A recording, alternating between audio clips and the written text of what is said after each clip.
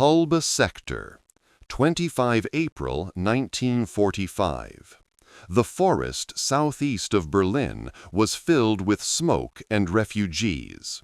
Units from the 116th Panzer Division, scattered Volkssturm, and remnants of other commands were trapped.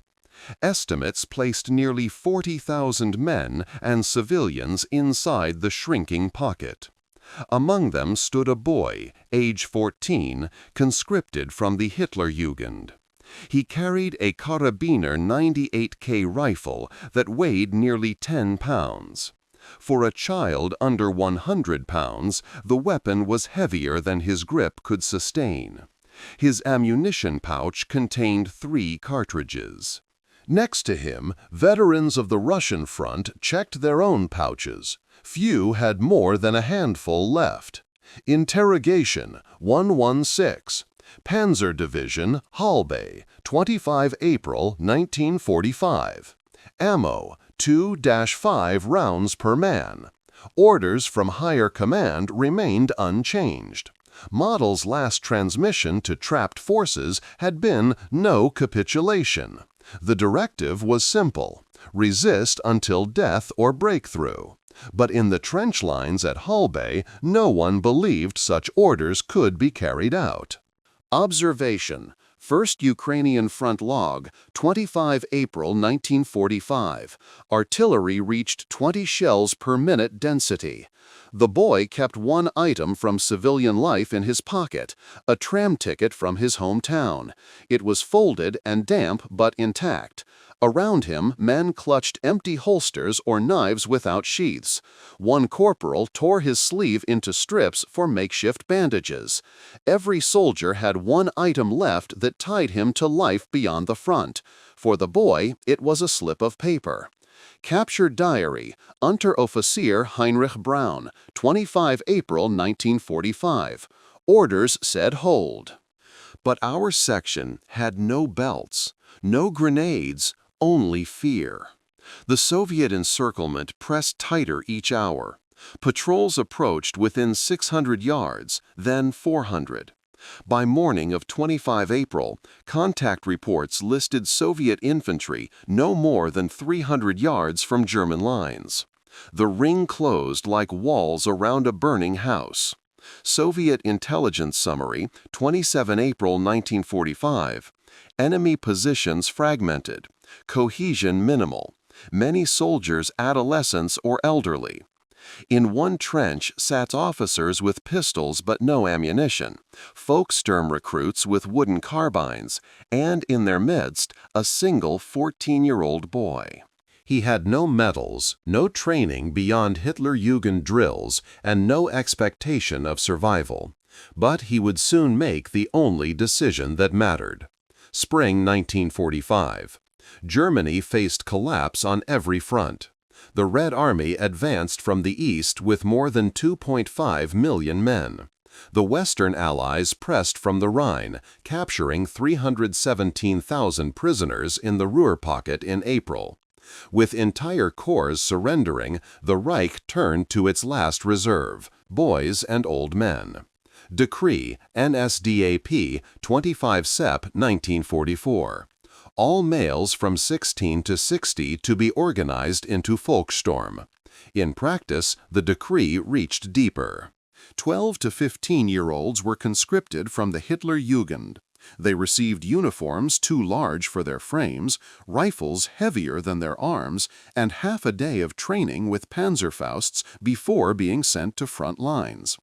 Testimony: Heinz Schütze, age 15, Volkssturm, April 1945. Training lasted half a day.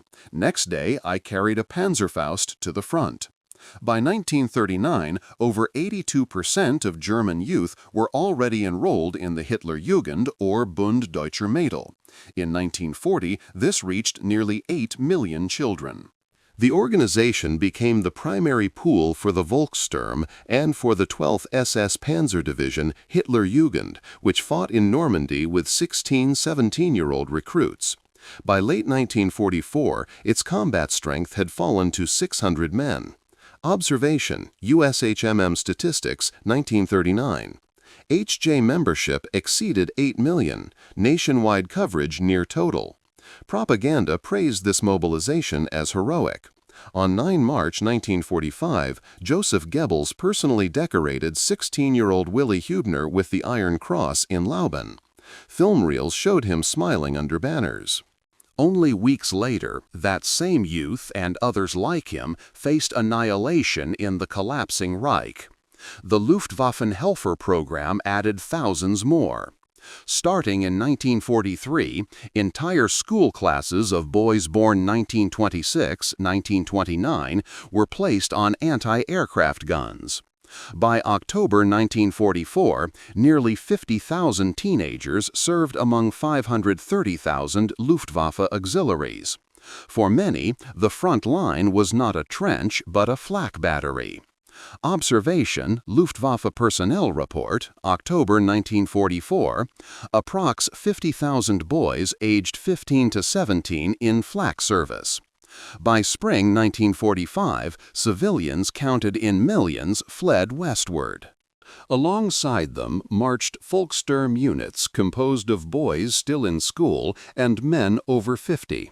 They were poorly armed, poorly fed, and thrown into hopeless battles like Halbe.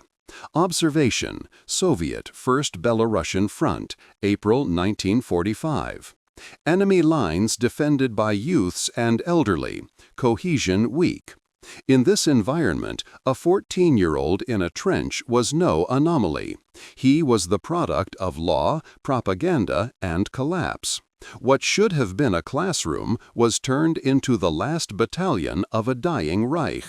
A nation's youth became its last battalion. Resistance built on exhaustion. By 25 April 1945, the German pocket at Halbe had narrowed to a corridor only a few miles across. Units of the 116th Panzer Division, scattered Volkssturm, and remnants of others held shallow trenches cut into sandy soil. Their combat capacity was nearly gone. Ammunition was the first measure of collapse. Ammo, 2 to 5 rounds per man. Firepower that equaled less than 60 seconds of continuous fire. A rifle section with 30 men could deliver a single brief volley and then fall silent. Compared to a full battalion load in 1941, this was less than 5%. One machine gun stood without its belt. AR, Halbe Sector, 25 April. MG-42 without ammunition, crew inactive. A weapon that once delivered 1,200 rounds per minute, now reduced to dead weight. A single MG could once dominate a field the size of a football pitch. Here, the crew simply waited, hands empty. The sidearms told the same story. POW statement, Obergefreiter Wilhelm Krauss, 25 April 1945. My Walther P-38 had no cartridges left. I kept the holster empty. An army that once distributed pistols to officers and NCOs now carried empty leather cases, symbols, not weapons. Communication had collapsed as surely as ammunition. AR-116. Panzer Division Signals Log, 25 April. Field wires cut, no more contact with regiment, meaning orders could not pass beyond a trench line. Radios had burned out under bombardment. Couriers tried to carry messages on foot, but most were lost. Each company became an island. Observation, 1st Ukrainian Front, 25 April. Enemy positions show no coordinated response, evidence that the German line no longer acted as a single unit. The soldiers knew the numbers. A full rifleman's kit meant 60 rounds. Here they carried 5. A full platoon field telephone meant instant orders. Here the line was dead. A full battalion map showed reserves behind the front. Here, no reinforcements existed.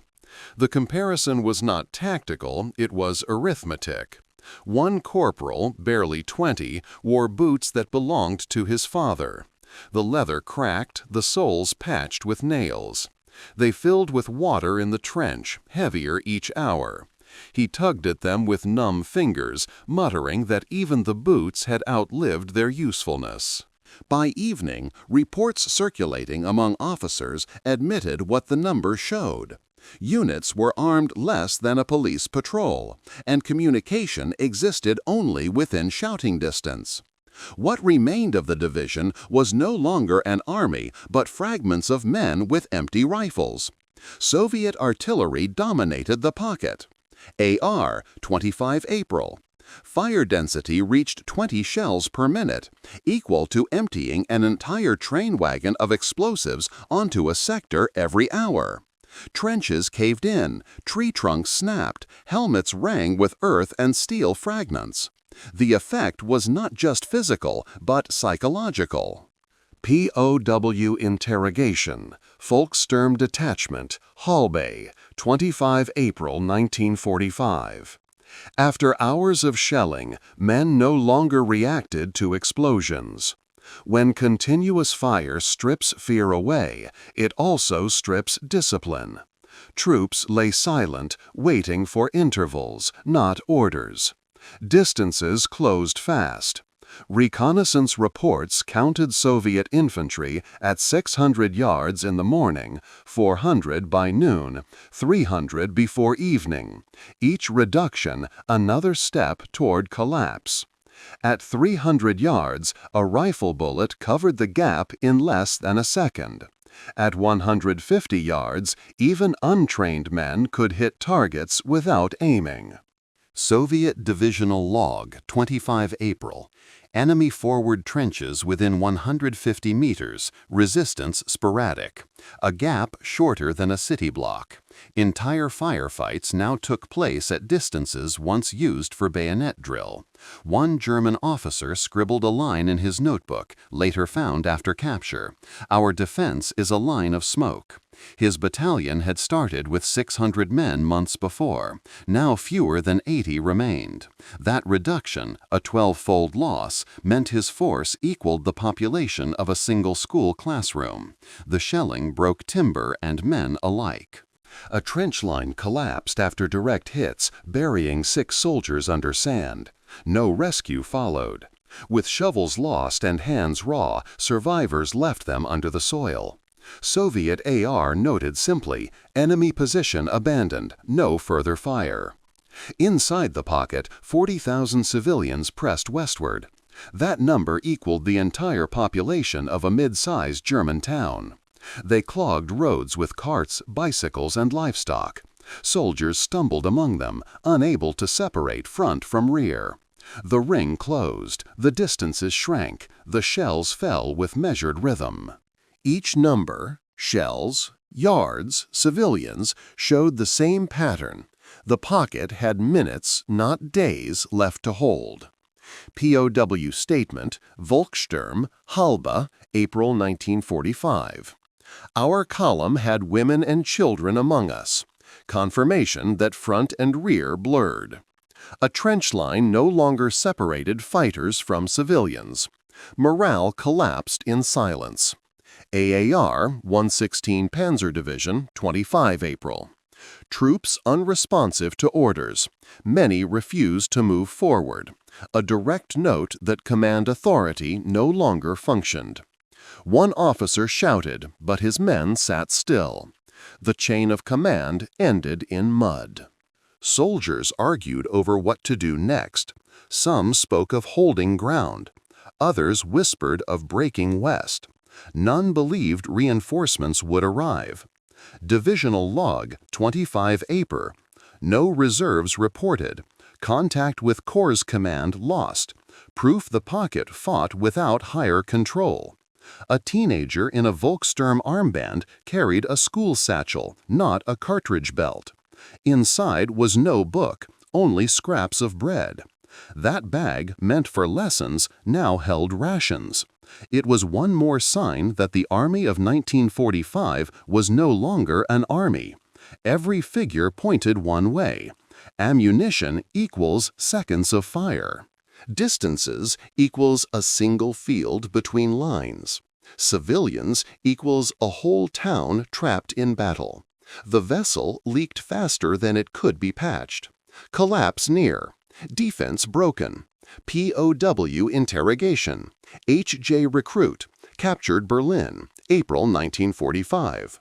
Drill was parade, not battle. Evidence that combat preparation ended before it began. He remembered his family. His mother had patched his shirt. His sister had given him an enamel mug. That mug hung at his belt, clattering against the rifle stock.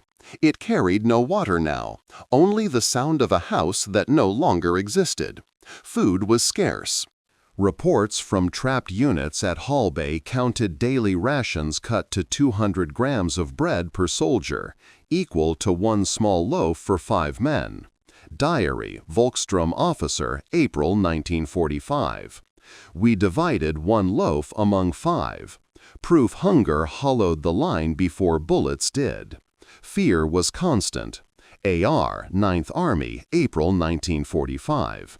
Morale among youth units unstable. Many cry at night. A blunt admission of collapse inside Hitlerjugend detachments. The boy hid tears under his coat, but others heard. In the trench, silence was the only cover. He looked at older men. Veterans of the Eastern Front stared at the mud, some refusing to lift rifles.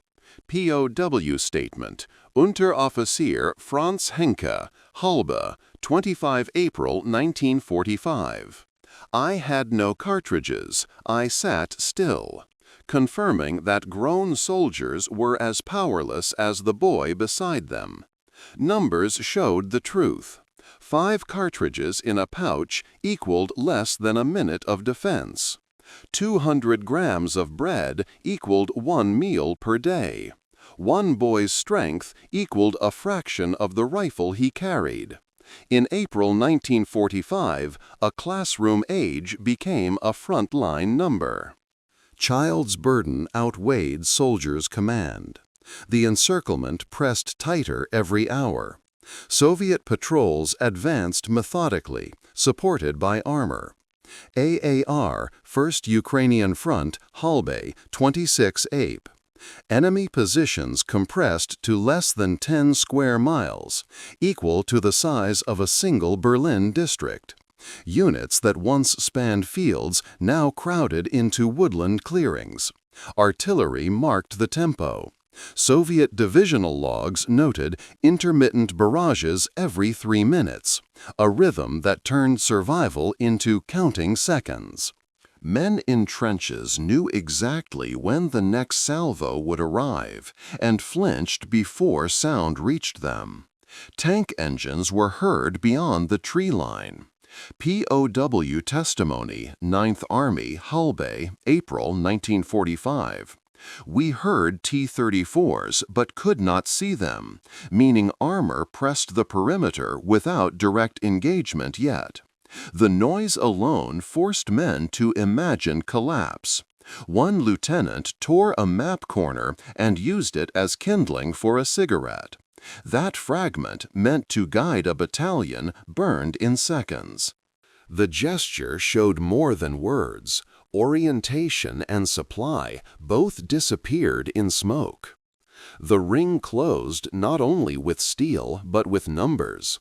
Reports listed Soviet strength at Halbay as more than 280,000 troops with 7,500 guns, a force equal to the population of a major city, pressing against remnants smaller than a regiment.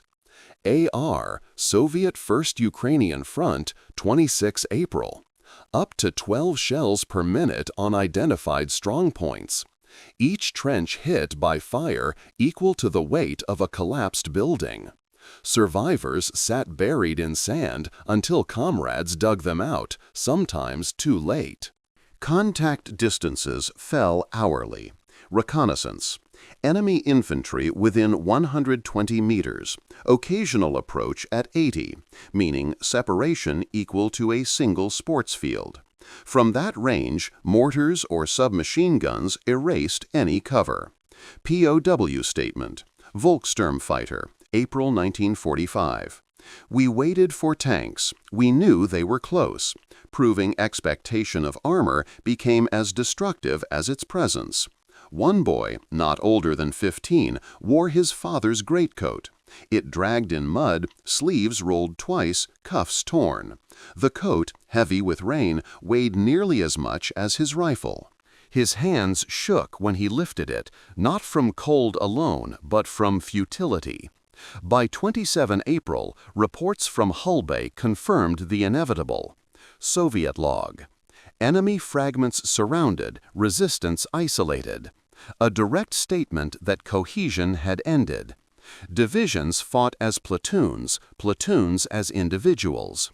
Artillery strikes reached saturation. Observation, 1st Ukrainian Front, 27 April.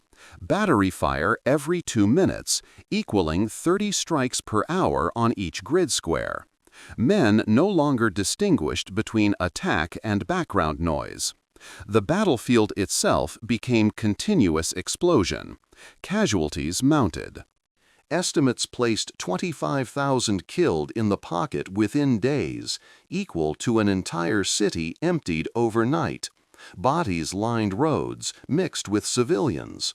Horses collapsed in harnesses, carts left abandoned. The pocket was no longer an army, but a moving ruin. POW testimony, Unteroffizier Karl Weiss, Hulba, April 1945. We could not move, could not fight, only wait. A phrase repeated across interrogations. Waiting replaced strategy. One soldier clutched a wooden rosary. Beads cracked under his grip. It was his only possession besides an empty rifle. His prayer was not for victory, but for survival. The ring closed like a narrowing street. Collapse certain. Resistance ended. Orders still repeated, hold the line. But men in the trench no longer moved when officers spoke. Interrogation, 116. PZ Div, Halby, 26 April. No response from sections when ordered forward. Evidence discipline had already collapsed. The boy looked west. His pouch carried only 2 cartridges. He knew one volley would end, leaving silence. Around him, 30 men waited, each older than him, yet none spoke. POW statement, Halby, April 1945. We knew death was hours away. No officer gave us hope. Soldiers recognized the arithmetic: few rounds, no food, enemy within 100 meters. The boy broke the silence. He suggested not to hold but to move. His words were brief: westward, through forest paths, away from Soviet fire, toward the Americans. It sounded reckless, almost absurd. But in absence of command, absurdity became plan. One sergeant spat in the mud and said nothing. Another adjusted his empty holster. Several men questioned the choice. A Feldwebel muttered that following a child meant disorder, not command. Another asked if surrender to Americans was any safer than capture by Soviets. POW interrogation, Halby, April 1945. Some said it was madness to walk after a boy, yet no officer offered another path. Proof that doubt remained, but alternatives were absent. The debate ended not with agreement, but with silence and steps west. Within minutes, the idea spread, not through orders, but through nods. The men hesitated. AAR, 116 Panzer Division, Halby, 26 April. Troops unwilling to attempt breakout under fire. Proof that most expected annihilation, not escape. They looked at the boy as if he had spoken treason. One corporal whispered, "The Soviets are everywhere." His words carried the weight of truth. Soviet reports listed 280,000 troops in the sector, equal to the population of a major city. Against such numbers, a platoon-sized group seemed irrelevant. But the boy repeated his proposal. He pointed west, away from trenches, into woodland that maps barely showed.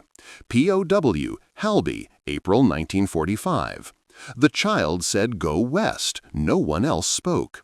The silence of adults gave his words authority. Some called it madness. Yet others admitted that madness was all that remained. Diaries later recovered noted, staying meant certain death. Moving meant a chance. Arithmetic again. 0 survival in trenches, non-zero in flight. One lieutenant clenched his pistol, then lowered it. The weapon had no cartridges. Command was empty in his hand. A boy's voice carried where rank no longer mattered. AAR, Hall Bay Sector, 26 April, several groups disappeared westward without orders. Evidence that collapse turned into spontaneous breakouts. Among them was the boy's column. He said only, "No firing, no shouting, keep together." His logic was simple. Interrogation, Volkssturm, 1946. We moved as civilians, not soldiers, a tactic that offered survival by disguise. In a pocket filled with refugees, uniforms no longer distinguished front from rear. The men counted numbers. 30 rifles remained in the group, but no more than 60 cartridges. One volley, then nothing. The decision to carry rifles was symbolic, not tactical. They weighed more than they could fire. One Feldwebel muttered that Model's order had been no capitulation, yet he followed the boy into the dark. Command still echoed, but only as noise. The child's words offered direction. Unique detail fixed the scene. A frayed whistle lanyard hung at the lieutenant's chest. Once meant to signal attack, it remained unused. Sound had shifted to silence, and silence was safer than command. The group prepared to move. Watches were checked, packs thrown away, boots tightened. Every step westward was gamble against Soviet patrols only fields away.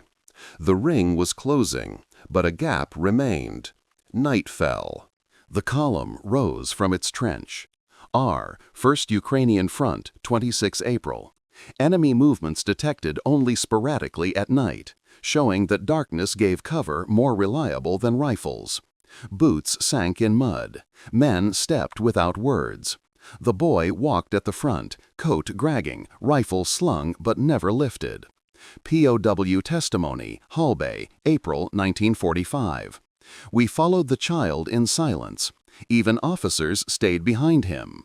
Rank dissolved into footsteps. Every sound risked discovery. A snapping twig froze the column for minutes. Soviet patrols were less than 100 yards away. Interrogation, 9th Army POW, April 1945. Patrols passed near, voices heard, but they did not see us. Proof survival rested on chance and stillness. The men dropped equipment piece by piece. A machine gun left under a tree, ammunition boxes emptied and abandoned. What once armed a company was reduced to nothing. By dawn they carried only rifles, many without cartridges, and their own weight. One soldier tore the insignia from his sleeve, burying it in mud. In the dark, symbols offered no protection, only targets. The column became not an army, but a procession. Each step west was arithmetic, distance gained, risk taken, silence preserved. They advanced deeper into woodland. The path was narrow, roots tearing at boots. Soviet searchlights swept across fields to the north. AAR, 1st Ukrainian Front, 27 April, illumination flares every 15 minutes, meaning detection was possible at any step. At one point, a flare burst above. The column froze. Faces lit white, rifles glinted, though most had no rounds. POW testimony, we lay flat in mud waiting. A patrol passed within 50 meters. Minutes stretched into hours. The group counted numbers in silence. 39 left the trench, but by midnight only 37 remained visible. 2 had slipped away in panic, never seen again. In documents, they became missing. For the men, it was subtraction without words. Rations broke down. Bread scraps were divided into pieces no larger than coins. AR 116. Peas div 27 April. Food stocks exhausted, confirming that marches ran on hunger, not supply. One soldier carried a half-burned letter from home, paper soft from sweat. He held it tighter than his rifle, reading fragments by moonlight until told to put it away. Personal memory weighed more than weapon steel. The forest path stretched west, every yard marked by risk of sudden discovery. What had begun as madness was now the only logic: silence, steps, and survival. By dawn, the forest thinned. Open fields stretched ahead, broken by hedges and ditches. AR, 1st Ukrainian Front, 27 April. Enemy fragments observed crossing meadows in small groups, proof that multiple detachments attempted escape the same night. The boy raised his hand, signaling halt. A patrol voice carried across the grass, Russian words too clear to mistake. The column pressed flat into wet ground. POW interrogation, captured near Baruth, April 1945. We heard them speaking. They were close, maybe 30 yards.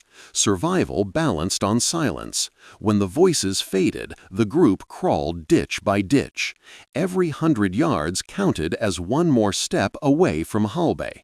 In 8 hours, they covered less than 4 miles, the distance of a Berlin tram ride, stretched into a night of fear. Men abandoned what remained of gear. Helmets left in rows along a ditch looked like graves in the morning light. Rifles followed, dropped once it was clear no more cartridges remained. ARR 116, Panzer Division, 27 April. Weapons discarded during breakout attempts, confirmation that soldiers shed arms to move faster. One sergeant carried nothing but his dog tag on a cord. The metal clinked as he ran, the only sound in an otherwise mute column. It was the last weight tying him to an army that no longer existed. By noon, fields gave way to a dirt road heading west. The boy did not stop. Behind him, the men no longer argued. Their decision was fixed: west or nothing. By late 27 April, the column reached the last line of trees. Beyond lay open ground and, farther west, the sound of engines, not Soviet but American. AAR, 1st Ukrainian Front, 27 April. Several German groups broke west toward U.S. sector, confirming that the escape route led into Allied hands. The boy slowed, raised his hand again. 37 men crouched behind him. Not one lifted a weapon. They had none left to fire. POW statement, Unteroffizier Franz Müller, 1952. The boy said, "West," and we followed. They stepped into open fields. Soviet guns no longer fired. The threat behind was real, but silence ahead promised life. Every mile west equaled decades of survival stolen from certain death. One officer still carried a pistol holster, empty. He dropped it into a ditch without a word. The gesture ended the chain of command more clearly than any speech. The ring had closed, but one street remained unguarded. Escape chosen, survival possible. The breakout began at nightfall. Soviet records confirm AAR, 1st Ukrainian Front, 28 April, enemy elements attempted withdrawal west in groups of 20-50, showing that escape was not isolated but widespread. The boys' group moved single file. Fields were crossed in silence. Each Nan stepped in the footprints of the one ahead. POW statement, Halbe survivor, April 1945. We walked in line, 30 or more, the boy in front, confirming leadership had shifted. Distances were measured not in miles but in yards gained. A ditch crossed meant 50 yards. A meadow meant 200. Each addition was survival extended. By midnight, they had covered nearly 2 miles, equal to 30 city blocks. Gear was left behind to lighten the column. Helmets, packs, ammunition boxes, even rifles without cartridges. AAR 116, Panzer Division, 28 April. Weapons and equipment abandoned during withdrawal, a fact echoed in Soviet reports describing capture of piles of discarded arms. One soldier carried only a half-used bandage roll tucked into his coat. It was meant for the wounded, but by then it had become his only possession. Soviet patrols were close. AAR, 1st Ukrainian Front, 28 April. Scattered enemy groups observed within 100 to 150 meters, meaning distance shorter than a football field. Every step west risked direct contact. The column froze when a flare burst overhead. POW testimony, Halbay, April 1945. We dropped flat, rifles under us. A patrol passed so near we heard boots on gravel. Proximity reduced survival to chance. Casualties mounted across the pocket. Estimates placed 25,000 dead in Halbay within days, equal to an entire city district silenced. Those who moved west stepped over bodies, both soldiers and civilians. Food was gone. A slice of bread divided by 4 no longer lasted. AAR, 9th Army, 28 April. No rations remaining for Volkssturm. Soldiers scavenged from civilian carts, taking turnips or raw potatoes. One officer carried only a broken binocular frame. Glass cracked, metal bent. It no longer magnified distance, but remained strapped around his neck, a relic of command without function. The column pressed into woodland to avoid roads. Trees shielded them from searchlights, but branches tore at coats and packs. AAR, 1st Ukrainian Front, 28 April. Enemy groups dispersed in forest areas, cohesion low, confirming that order broke apart under terrain pressure. Numbers shrank. POW statement, Halbay survivor, 1946. We started more than 30. By morning we were less. Some turned back, some lost direction, some collapsed. In German records they remained missing, a word that covered both death and disappearance. Contact with other stragglers created confusion. At one clearing, they met another group of 10, Volkssturm mostly over 50. They carried Panzerfausts without warheads. The groups merged for a time, but only briefly. Too many slowed the pace.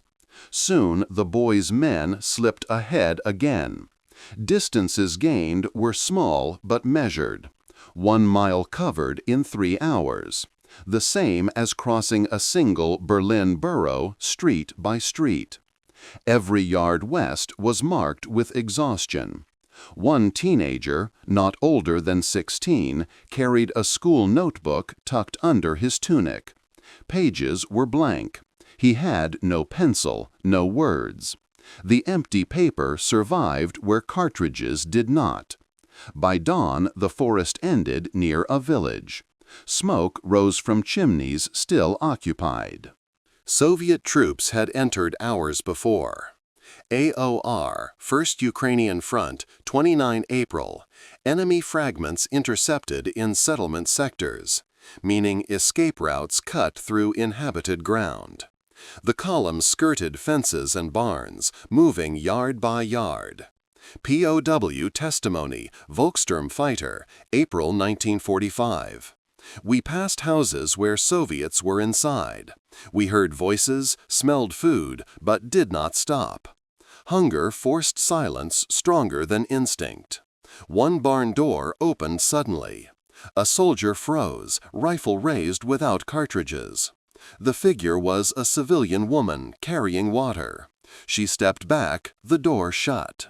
The column moved on. Reports confirmed constant civilian presence. AR, Soviet 28th Army, 29 April. German soldiers mixed with refugees, women and children, a situation where detection could come from anyone. Rations were reduced to scraps. Men chewed raw beets taken from a field, juice staining hands red. No fire could be lit.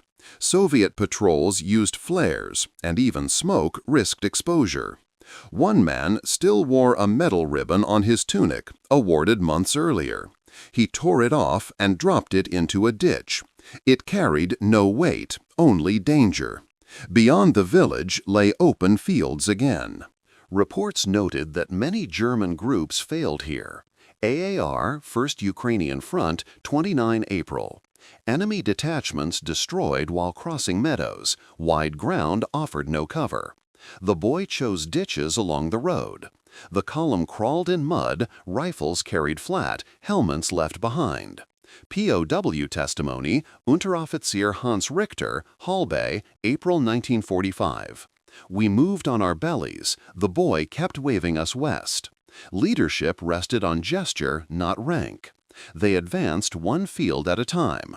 Each stretch measured 300 yards, equal to 3 football pitches. Every crossing felt longer than the one before.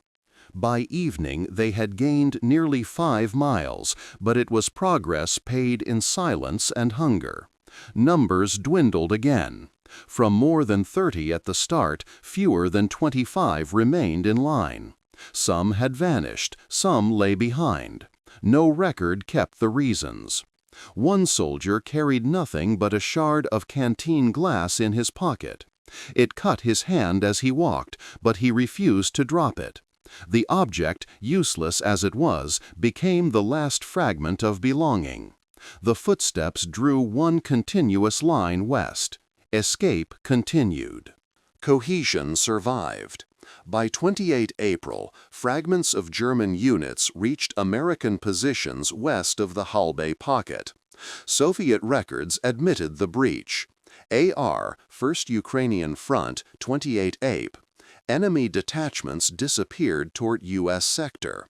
Evidence that some avoided capture by Soviet forces.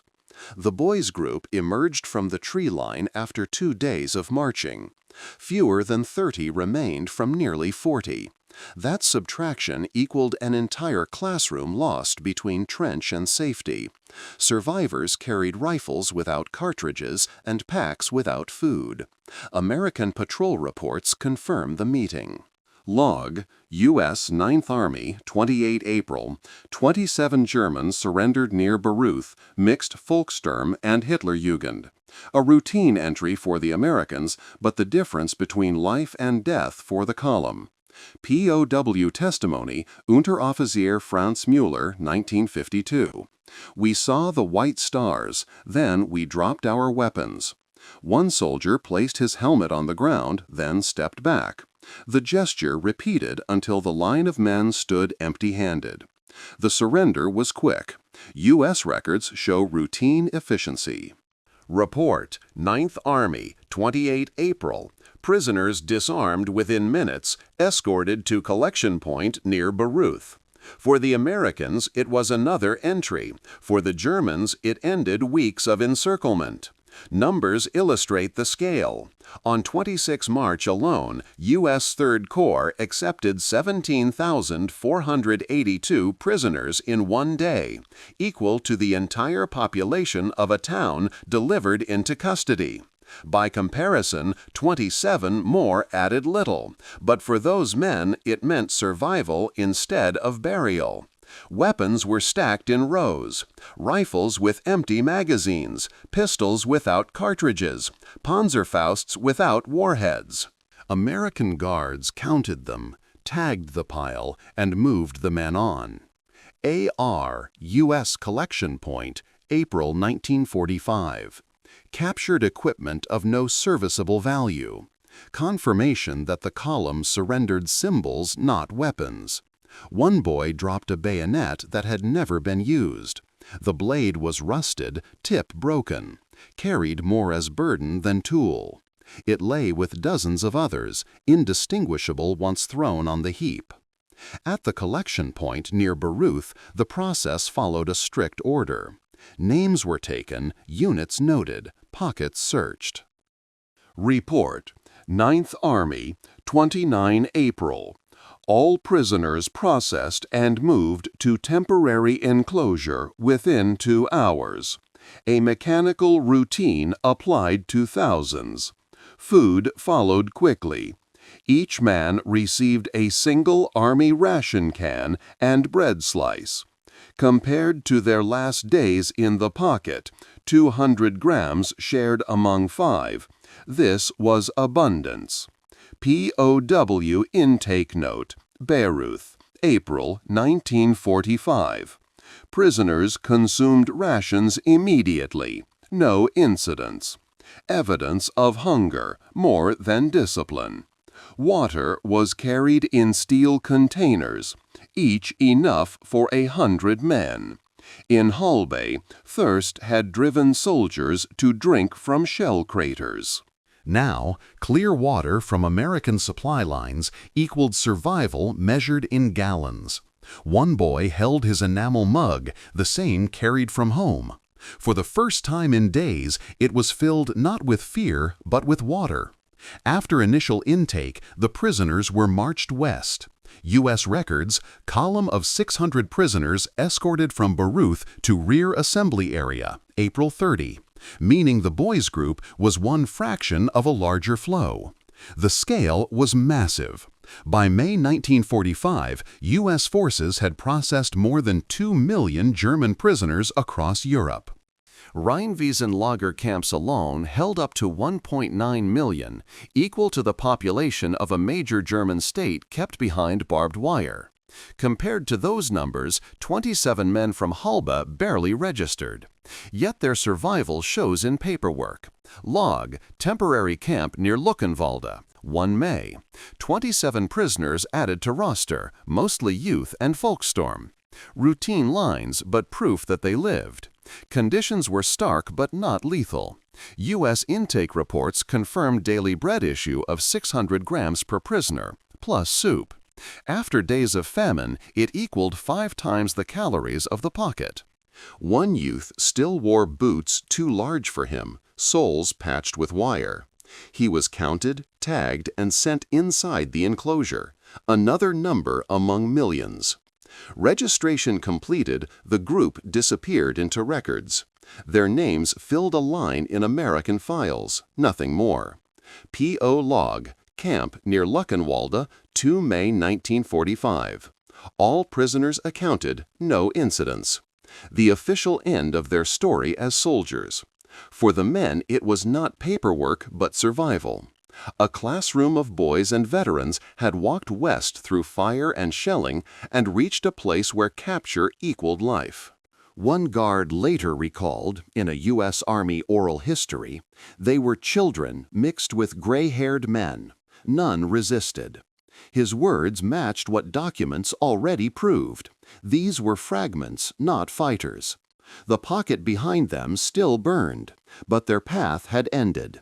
For the first time in weeks, silence meant not death but safety. The column that began in mud ended in wire. Escape achieved. Survival recorded. Survival did not erase the numbers. Of nearly 40 who had left the trench, fewer than 30 reached American custody. That reduction equaled an entire classroom erased between start and finish. U.S. intake reports confirm Camp Luckenwalde roster, 2 May 1945. 27 prisoners registered, mixed Volkssturm and Hitlerjugend. For the Army, it was another column of figures. For the men, it was the line between life and death. Others from Halbe never appeared again. Soviet reports estimated 25,000 killed in the pocket during late April, equal to the population of a German city district silenced in 1 week. Those who did not walk west became part of that total. One survivor later wrote in a letter home, 1947, "I lived because we followed a boy. I think of the others each night." His words reflected what documents did not. Memory survived beyond statistics. A soldier carried a dented mess tin, stamped with his unit number. It passed inspection, was returned to him, and remained his only possession through captivity. After processing near Luckenwald, the group was moved west. U.S. Transport Logs, 5 May 1945. Prisoners transferred by truck to Rhein-Wiesenlager, approx 250 kilometers. Distance equal to a full day's drive across central Germany. The camps expanded rapidly. By mid-May, estimates listed between 1 and 1.9 million Germans held in U.S. custody, equal to the entire population of Hamburg behind barbed wire. In this mass, 27 men from Halbe disappeared into statistics. Conditions were harsh but regulated. Intake sheet, Rhein-Wiesenlager, May 1945. Daily issue, 600 grams bread, watery soup, 1 canteen water. Rations basic but stable. Compared to the pocket, where 1 loaf fed 5 men, it was survival measured in calories. Youths under 16 were often separated. U.S. Policy Review, May 1945. Juveniles released sooner when identified. A line that meant boys sometimes walked free within weeks. Some of those who had followed the child out of Halbe returned to civilian life before summer. One boy left camp wearing the same patched greatcoat he had marched in. No weapon, no insignia, only cloth too large for his frame. The end of war did not end captivity. Many remained in camps until late 1945, some into 1946. U.S. Army Records, Prisoner Administration Report, DEC 1945, approx. 370,000 prisoners repatriated in final quarter, equal to the population of a large German city sent home at once. For the younger ones, release came earlier. Oral testimony, former HJ recruit, 1946. We were told to go home. No one asked our names again, showing how children disappeared from files as quickly as they had entered. The boy who led the group west was among those noted as underage. POW file, Luckenwalde, May 1945. 1 prisoner, estimated 14, released without delay. A line in ink, nothing more. Yet for those who followed, his choice had been decisive. Others faced longer paths. Men over 30 were held months more, some sent to labor detachments. Camp logs confirmed rotations of 10,000 prisoners into work details, equal to the entire workforce of a factory, drawn from defeated soldiers. One survivor later recalled in an interview 1953, "When I came home, I said nothing. Only my wife knew where I had been." Silence became the post-war habit of those who lived through Halbe. Post-war Germany kept little record of the child who led the breakout. His name vanished into files marked Released Juvenile. For history, he remained anonymous, a single line in a roster. But memory survived among those he saved. Reunion notes, Veterans Association, 1960s. Several survivors credited a Hitler Jugendboy for leading them west. The statement lacked details, but its meaning was clear. Command had failed. Survival had come from a child. The broader numbers eclipsed such stories. By May 1945, over 7 million Germans were in Allied captivity, equal to the population of entire Bavaria placed under guard. Among millions, 27 from Halbe did not matter statistically, yet for their families, each return was a life restored. One man kept his dog tag until death, scratched and bent from the march. His children found it years later, the only trace of how he survived. The boy's step was small, but it carried a column. Survival lasted. Memory faded. April 1945, Halbe sector. A trench with fewer than 40 men faced annihilation. Ammunition measured in single cartridges, food in crumbs, command in silence. Into that void, a 14-year-old gave direction where officers could not. Documents reduce it to lines. U.S. roster, Luckenwald, 2 May 1945, 27 prisoners registered. Soviet AR, 28 April. Enemy detachments disappeared toward U.S. sector.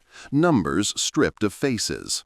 Yet behind them stood a decision made by a boy with no authority but presence. Scale renders the story small. In spring 1945, over 7 million Germans entered captivity, equal to the entire population of Bavaria. 27 among millions vanish in arithmetic. But families remembered. In veterans' notes decades later, survivors credited a Hitler Jugend boy who led them out. His name was lost, his act recorded only in fragments. For those men, the comparison was clear. Without him, their lives ended in Halba, part of 25,000 dead in that pocket, a city district erased in days. With him, they stood in American camps, ate bread again, and returned home. One survivor decades later said, "I lived because he walked west. He was 14. It was testimony not of glory but of arithmetic, survival owed to a single voice. The Reich's last orders demanded death. He refused. That refusal saved a column." His act was called madness, but madness carried more weight than command. One boy's decision outweighed an entire command post. He saved 30 lives. History forgot his name.